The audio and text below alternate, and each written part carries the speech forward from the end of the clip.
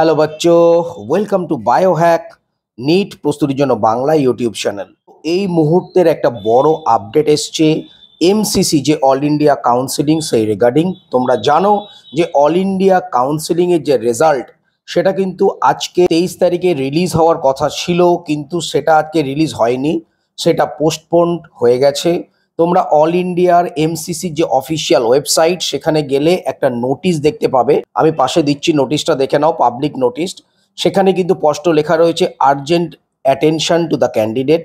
তো আজকে যে রেজাল্টটা সেটা পোস্টপোন কেন হলো, সেটা পোস্টপোন হওয়ার একমাত্র কারণ হচ্ছে শ্রীকৃষ্ণ মেডিকেল কলেজ মুজফ্ফরপুর বিহার, সেই মেডিকেল কলেজ থেকে কিন্তু কয়েকটা সিট যে রাউন্ড ওয়ান যে কাউন্সেলিং সেখান থেকে রিমুভ হয়ে গেছে।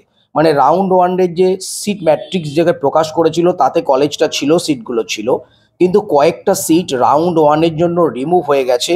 সেই কারণে আজকে 23 তারিখে কিন্তু অল ইন্ডিয়া কাউন্সেলিং রাউন্ড ওয়ানের যে রেজাল্ট ডিক্লেয়ারের কথা ছিল সেই রেজাল্ট ডিক্লেয়ার হচ্ছে না, সেটা পোস্টপোন করে দেওয়া হয়েছে এবং সেই রেজাল্ট কিন্তু বেরোবে 24 তারিখ। তোমরা এই নোটিশটা যদি দেখো নিচের দিকে লেখা রয়েছে, তো আজকে পোস্টপোন হয়ে সেটা কিন্তু কালকে মানে 24 তারিখে এই রেজাল্টটা কিন্তু বেরোবে।